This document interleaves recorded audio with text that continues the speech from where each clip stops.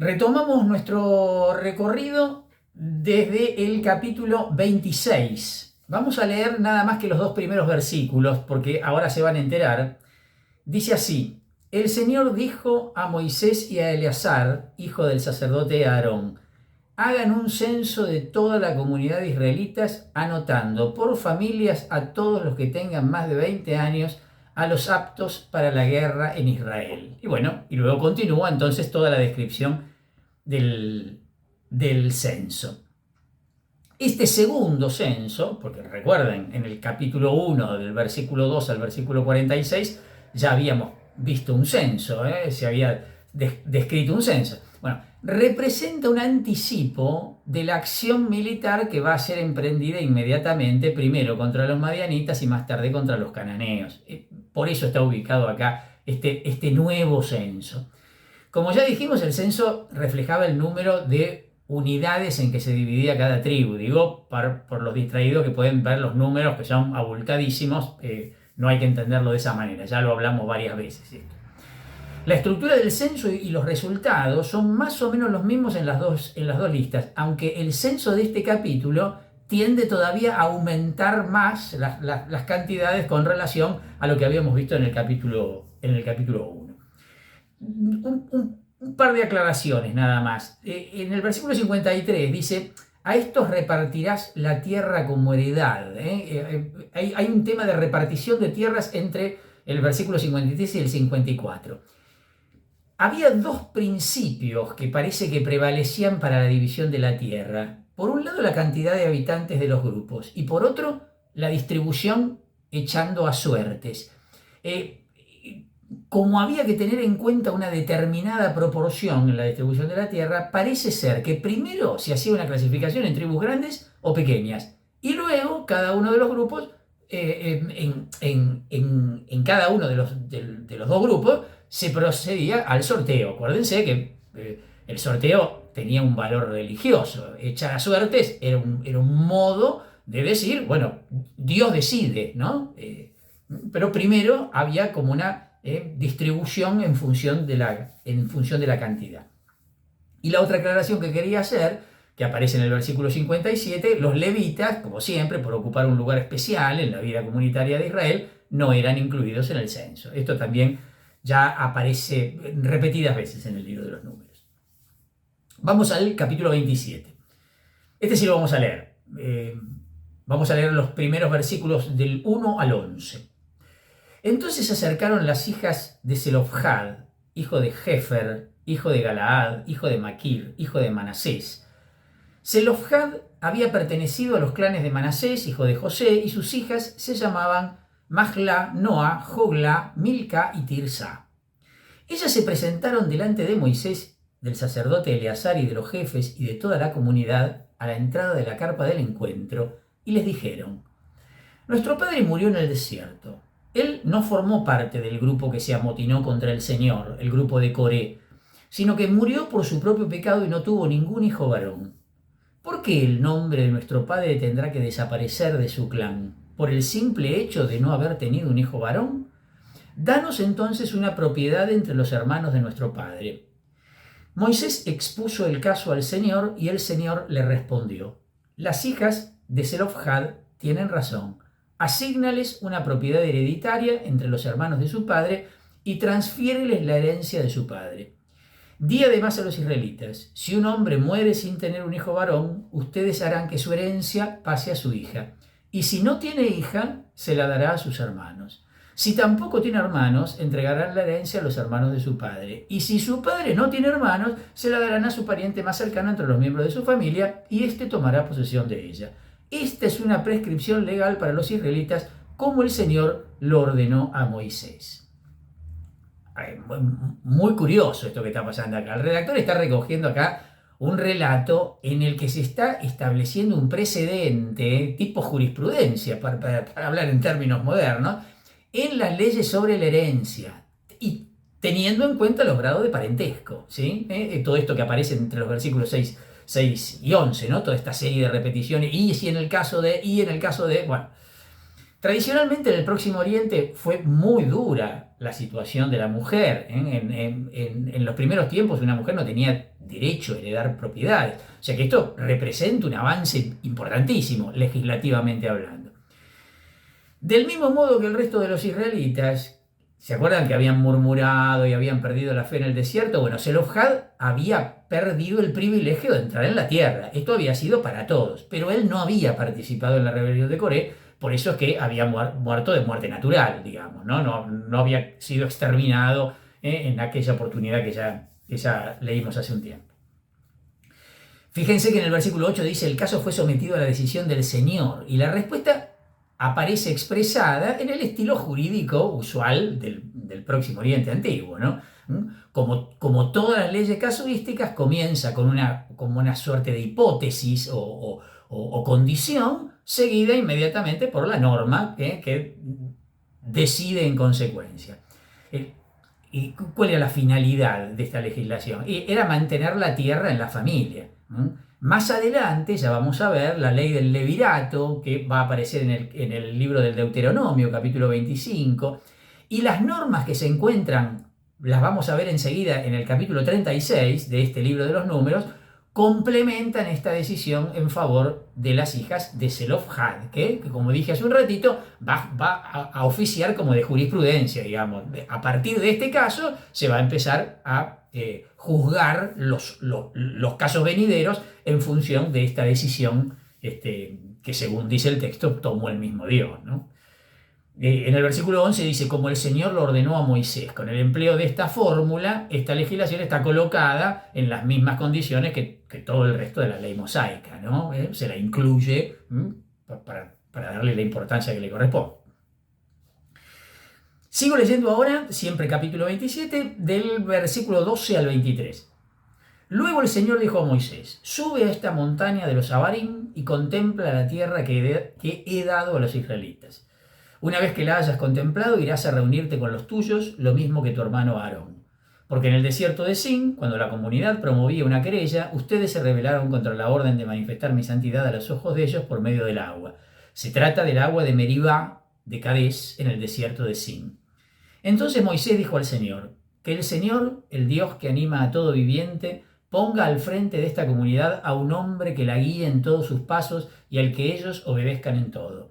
Así la comunidad del Señor no estará como oveja sin pastor.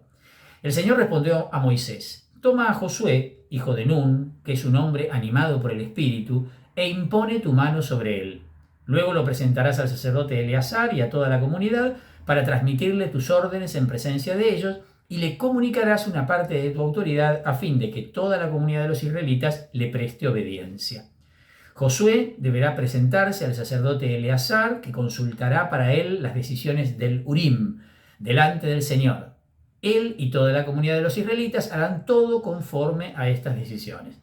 Moisés hizo lo que el Señor le había ordenado, tomó a Josué y lo presentó ante el sacerdote Eleazar y ante toda la comunidad. Luego impuso su mano sobre él y le transmitió sus órdenes como el Señor lo había ordenado por medio de Moisés. A ver, un lindo texto bueno, y además el traspaso, ¿no? La sucesión, ¿no? de Moisés aparece acá. Algunas aclaraciones. La montaña de los Abarim, que aparece mencionada en el versículo 12, es el nombre que se le da a las cumbres, incluido el famoso monte Nebo, que se encuentran en la zona oeste de la meseta de Moab. Desde allí, de hecho, se puede tener un magnífico panorama de toda Palestina, ¿sí?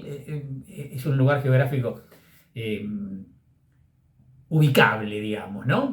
Frente a tantos otros lugares que por ahí son de difícil localización. En el versículo 18 se da a entender que el espíritu de Yahvé había tomado posesión de Josué, dándole la sabiduría, el valor que eran necesarios para hacer las veces de jefe de Israel. Esto es obvio, ¿no? La jefatura no era hereditaria. Lo hereditario va a venir recién a partir de David en cuanto a conducción, digo, ¿no? En cuanto a pastor de la comunidad. Era carismática, y nadie podía asumirla sin haber recibido antes el don del Espíritu.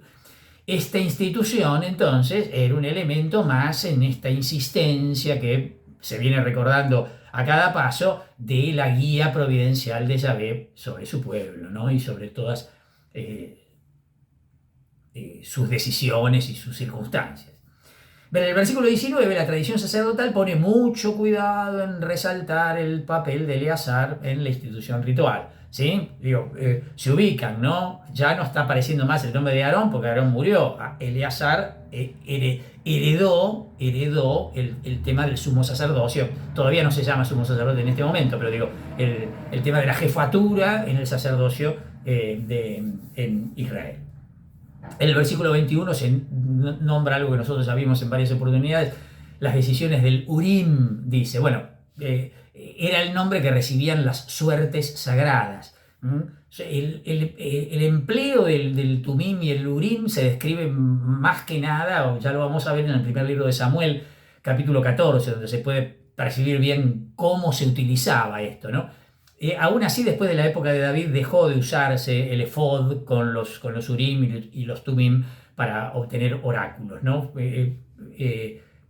Era una costumbre bien antigua que luego quedó en desuso. Josué, si bien aparece como sucesor de Moisés, bueno, no va a tener nunca la plena autoridad que ejerció Moisés, ni gozará tampoco de esa especial intimidad con Yahvé que hizo de Moisés. ¿Quién es, no? El hombre de Dios por excelencia, el profeta por excelencia, ¿sí? Pero sí será su sucesor, sin ningún lugar a dudas, ¿no? Y su gran protagonismo será la conquista de la tierra, liderar la conquista de la tierra prometida. Entramos en el capítulo 28. El capítulo 28 y 29,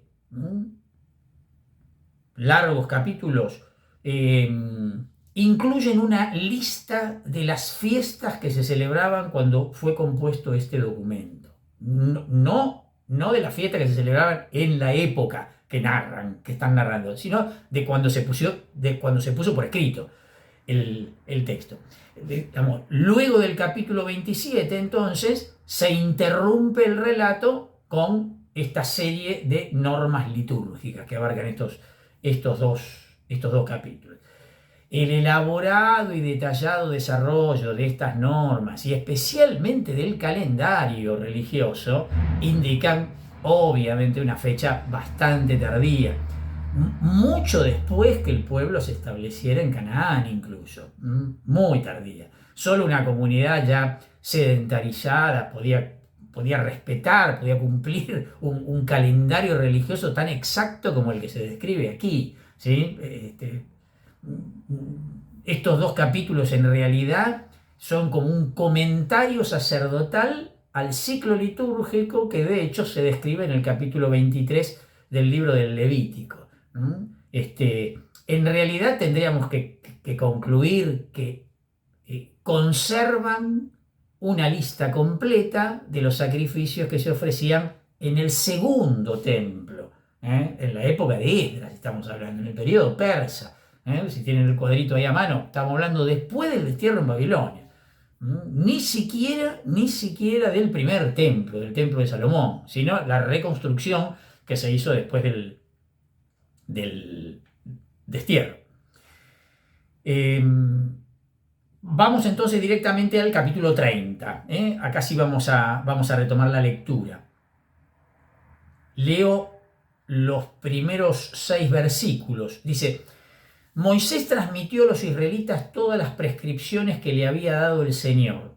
Luego dijo a los jefes de las tribus de Israel: esto es lo que el Señor ha mandado.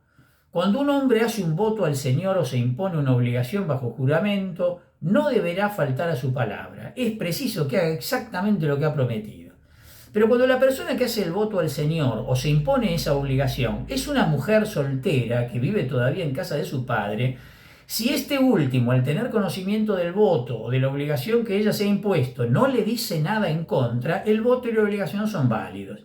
Si su padre, en cambio, al enterarse le manifiesta su desaprobación, el voto y la obligación que ella se ha impuesto no serán válidos. El Señor no se los tomará en cuenta porque su padre los desaprueba. Y lo mismo, bueno, no sigo leyendo porque va a decir exactamente lo mismo respecto de la mujer casada. A ver, el hacer un voto o una promesa de abstinencia era un asunto muy serio entre los hebreos. Una vez hecha la promesa, la persona debía cumplirlo, ¿no? Esto lo vamos a volver a encontrar luego en el libro del Deuteronomio, también en el capítulo 33. Es más, se consideraba preferible no hacer ningún voto antes que hacerlo y luego violarlo, ¿no? Este pasaje se refiere exclusivamente a los votos de las mujeres y es el único del Antiguo Testamento que se fija en particular en este aspecto de los votos. No hay otro texto paralelo sobre este tema. El voto de una mujer soltera, entonces, era válido solo si lo ratificaba su padre. Y del mismo modo, una mujer casada necesitaba el consentimiento de su marido para comprometerse con un voto. No podía hacerlo por ella misma. La desaprobación del marido significaba también la anulación, lo mismo que habíamos leído recién respecto de el padre. Una mujer viuda o divorciada podía hacer, sí, votos válidamente, ¿no? Porque no estaba atada a nada, concretamente. Pasamos entonces al capítulo 31. Ese capítulo 30 es un capítulo bastante breve en comparación con los otros. Tenemos un largo capítulo, pero lo vamos a leer porque tiene algunos elementos interesantes. Hay varias cosas que aclarar y si no sabemos de qué estamos hablando es difícil. El Señor dijo a Moisés: tienes que vengar a Israel de los madianitas, después irás a reunirte con los tuyos. Entonces Moisés dijo al pueblo: que algunos de ustedes se equipen para el combate y ataquen a Madián para ejecutar contra ellos la venganza del Señor. Deberán enviar al combate 1000 hombres por cada una de las tribus de Israel. Entre las divisiones de Israel se reclutaron 12.000 hombres equipados para la guerra a razón de 1000 hombres por tribu. Y Moisés los envió al combate junto con Pinhás, hijo del sacerdote Eleazar, que llevaba consigo los vasos sagrados y las trompetas para lanzar el grito de guerra. Ellos pelearon contra Madián, como el Señor lo había ordenado a Moisés, y mataron a todos los varones. Además de otras víctimas, mataron a los 5 reyes de Madián: Eví, Rekem, Sur, Hur y Reba. También pasaron al filo de la espada a Balaam, hijo de Beor. Los israelitas tomaron cautivas a las mujeres y a los hijos de los madianitas y se llevaron como botín todos sus animales y sus rebaños y sus bienes. Además incendiaron las ciudades donde ellos habitaban y sus campamentos. Luego recogieron todo el botín, tanto hombres como animales, y se lo llevaron a Moisés, al sacerdote Eleazar y a toda la comunidad de los israelitas que estaban acampados en las estepas de Moab junto al Jordán a la altura de Jericó. Cuando Moisés, el sacerdote Eleazar y todos los jefes de la comunidad salieron a recibirlo fuera del campamento, Moisés se irritó contra los comandantes del ejército y contra los oficiales de los regimientos de 1100 soldados que volvían de la expedición y les dijo: ¿por qué han perdonado la vida a todas las mujeres? Fueron ellas las que por instigación de Balaam indujeron a los israelitas a ser infieles al Señor en el incidente de Peor, y por eso la comunidad del Señor fue azotada por la plaga. Por lo tanto, maten a todos los niños varones y a todas las mujeres que hayan tenido relaciones con un hombre. Perdonen en cambio a las jóvenes que no hayan tenido relaciones con un hombre. En cuanto a ustedes, quédense fuera del campamento durante 7 días y cualquiera de ustedes o de los cautivos que hayan matado a una persona o haya tocado un cadáver deberá purificarse al 3º y al 7º día. También deberán purificarse a partir del versículo 20 con un montón de aclaraciones de cómo se debía hacer este rito de purificación y cómo de repartir el botín, etcétera, etcétera, etcétera. A ver, ahí me detengo en la lectura. Con esto es suficiente como para hacer un análisis de este capítulo. Si se fijan y van siguiendo el hilo, el capítulo 31 empalma con el final del capítulo 25, ¿sí? Donde se le dice a Moisés que ataque y aplaste a los madianitas a causa de la hostilidad para con Israel y de su culpa por haberlos extraviado con el tema del culto, etcétera, etcétera, etcétera. Se está retomando eso que dejó colgado el capítulo 25. El relato se interesa particularmente de la repartición del botín de guerra y la purificación de los objetos impuros que quedaban de ese modo a causa de la batalla. Imagínense que la batalla era un ambiente sanguinolento, lleno de sangre, entonces, y de muertos, por lo tanto, eran 2 lugares de impureza fundamentales. La victoria de la guerra estaba considerada obviamente como un don de Yahvé y por lo tanto entonces el botín era de Yahvé, el botín tenía que ser suyo, y las leyes de distribución debían observarse estrictamente. Esto no era broma, era algo muy importante para el pueblo.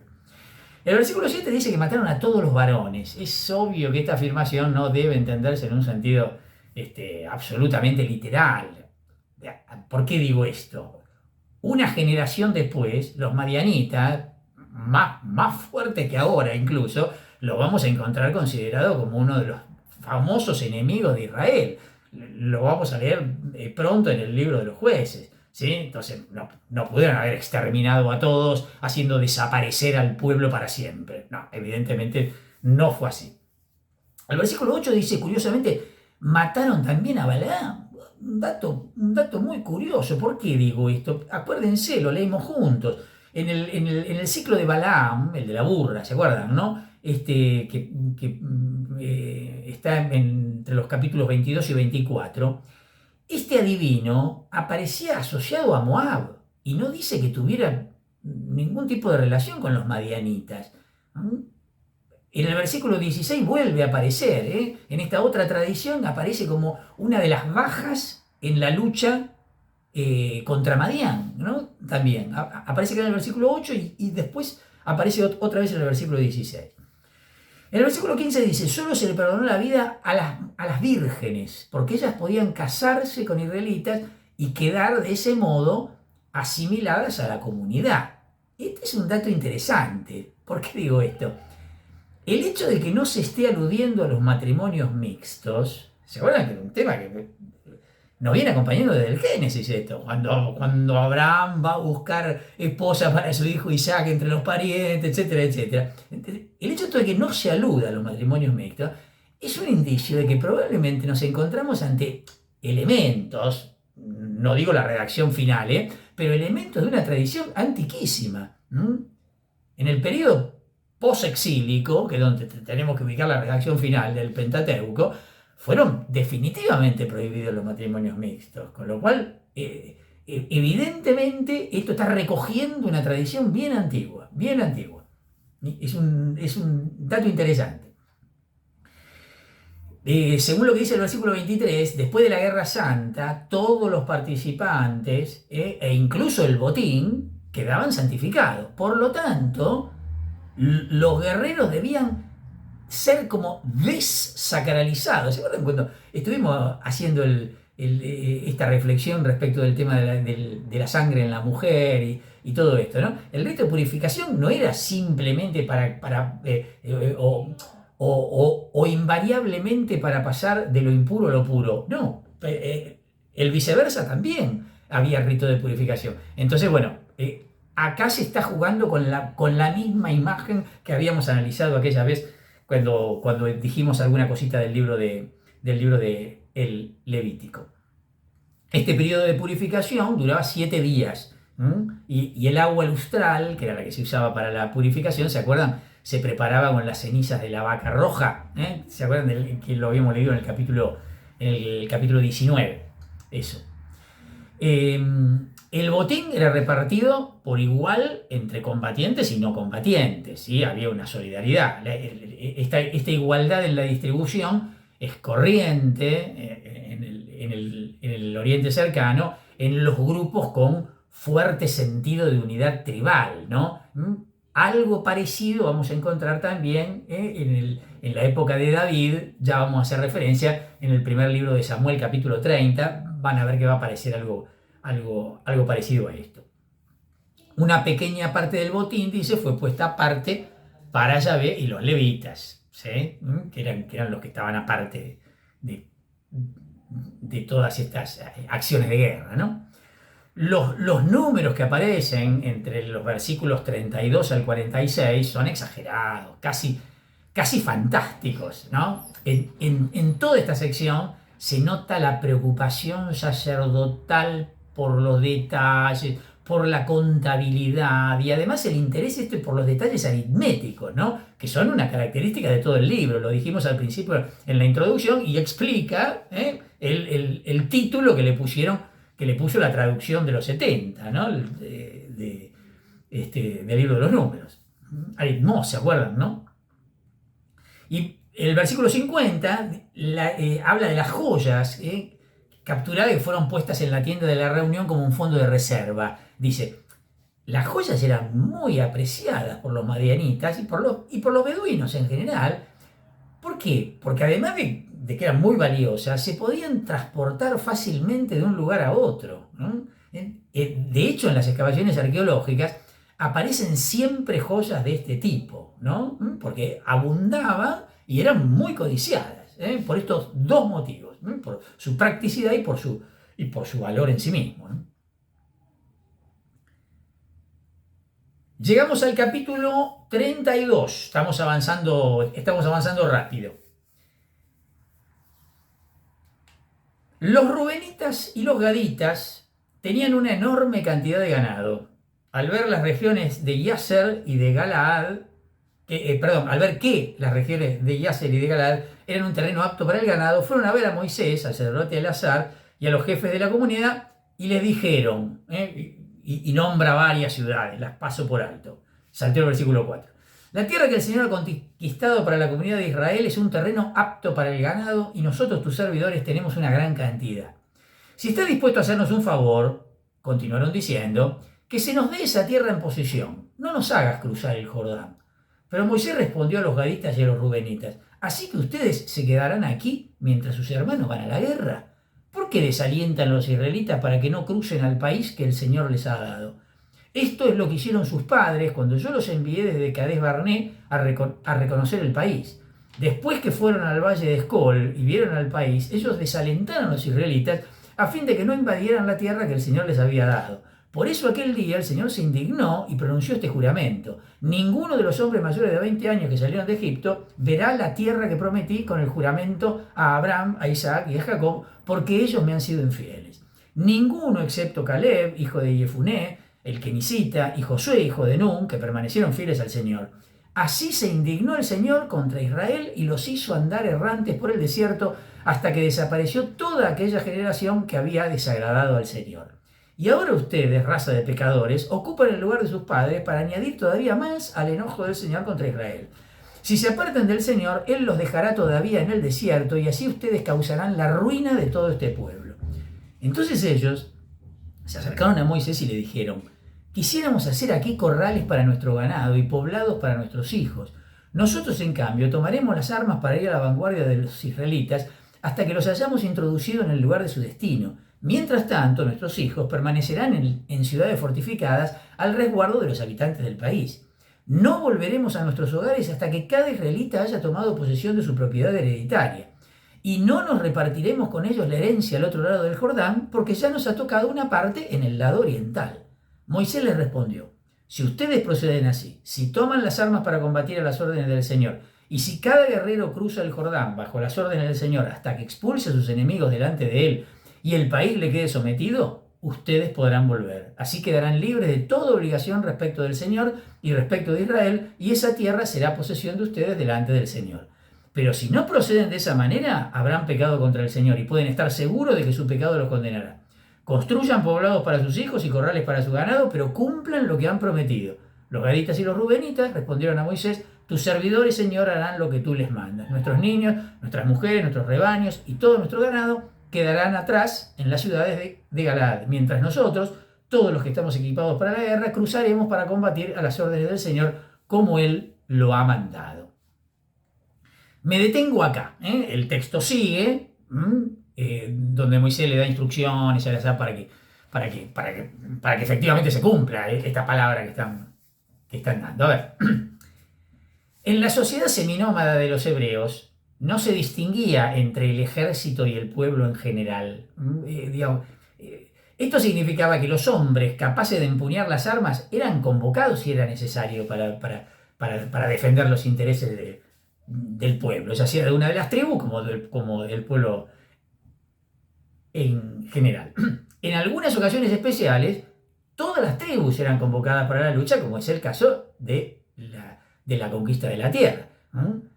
Por ejemplo, o también cuando un peligro común amenazaba a toda la comunidad, o cuando se trataba, como en este caso, de alcanzar un objetivo que era para todos, ¿no? Y que además no se podía realizar con el esfuerzo de una sola tribu. Esto se necesitaba la colaboración de todos.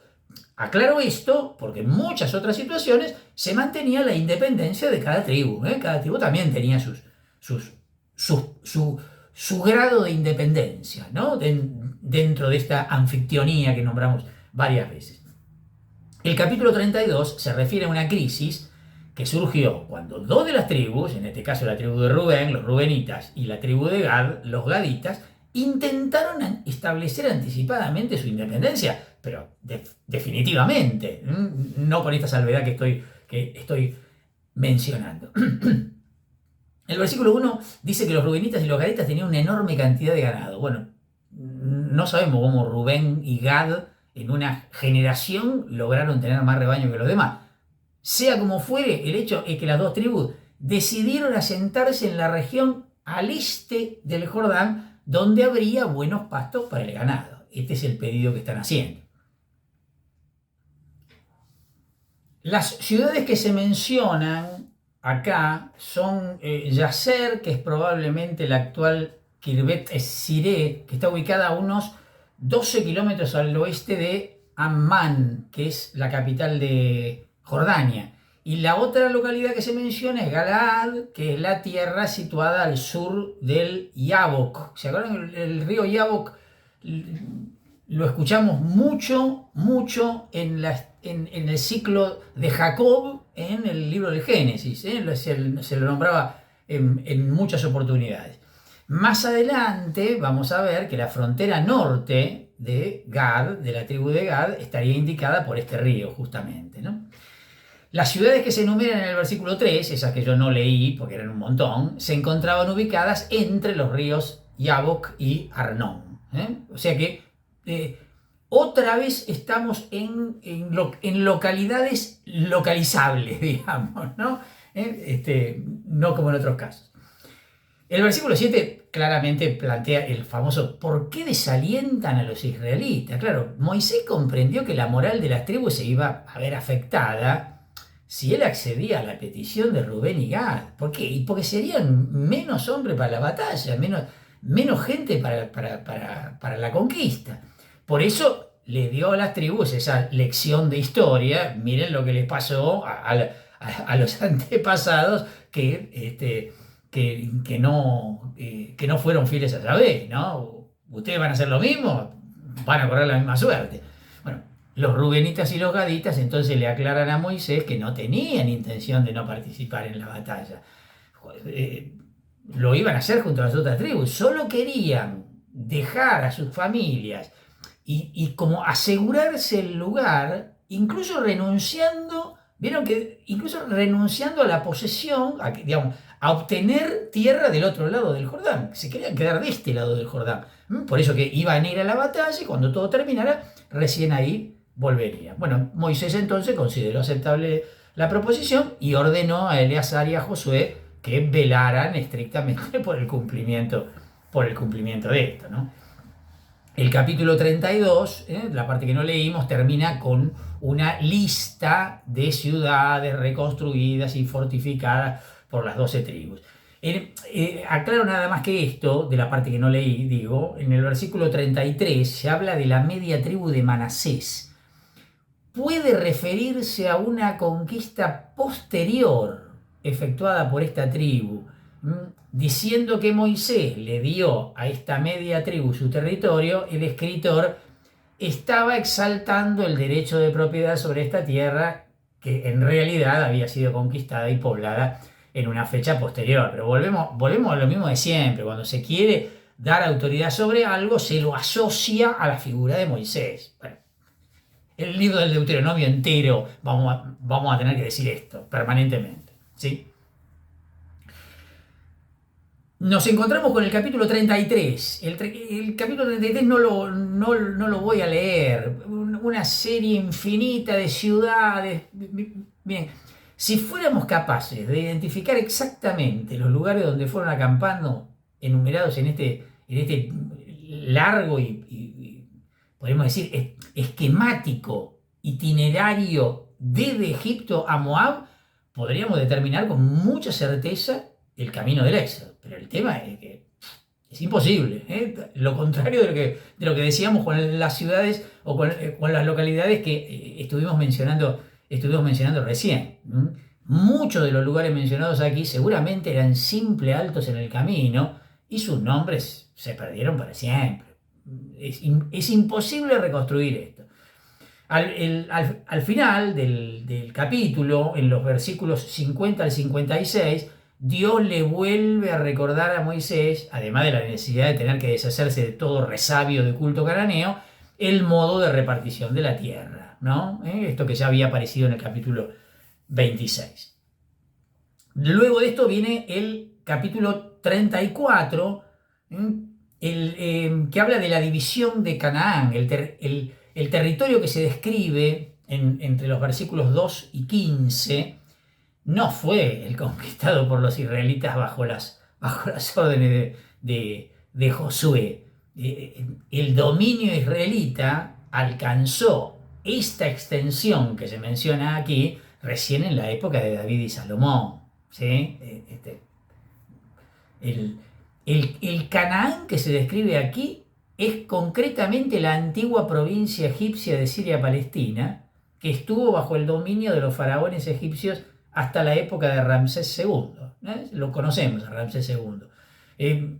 Los israelitas, aproximadamente contemporáneos de estos acontecimientos, tomaron simplemente el término de Canaán con el significado y la extensión que tenía en su tiempo. Digamos, así se explica por qué se menciona de este modo en este capítulo 34. En el capítulo 35 tampoco lo vamos a leer, porque habla de las ciudades levíticas. De estas ciudades levíticas se habla en el Antiguo Testamento. En el capítulo 25 del libro del Levítico, acá en el 35 del libro de los Números, y se vuelve a hablar en el libro de Josué, capítulo 21, extensamente, del versículo 1 al 40.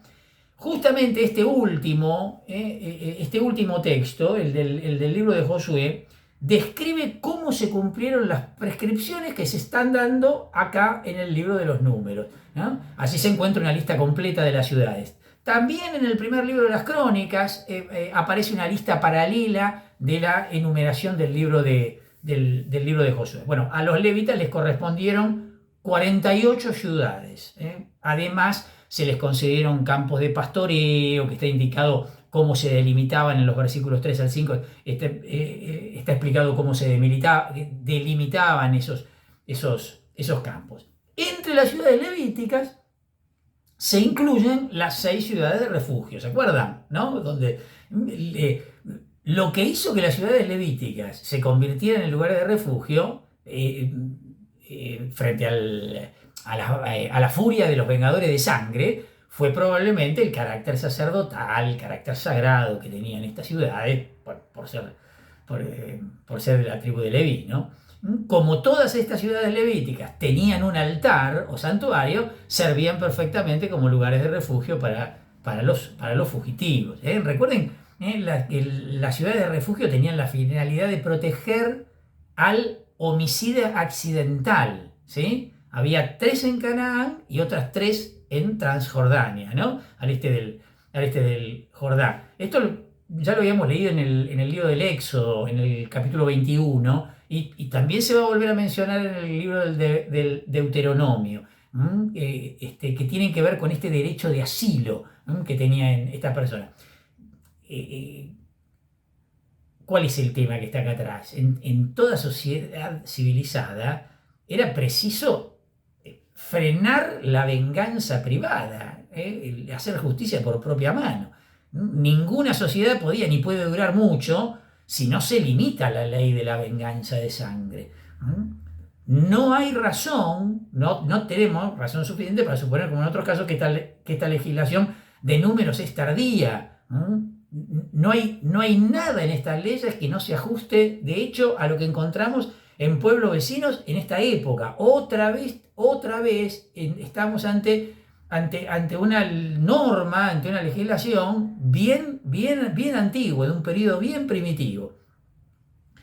Como les decía recién, intentaba proteger al homicida involuntario, ¿no? Porque recuerden, el que cometía un homicidio premeditado no podía ser recibido en estas ciudades, no había tutía, ¿eh? Y la venganza de sangre, que era deber solemne, ¿se acuerdan? Del pariente cercano, el Goel, podía seguir su curso en ese caso, ¿no? En el caso de un homicidio premeditado.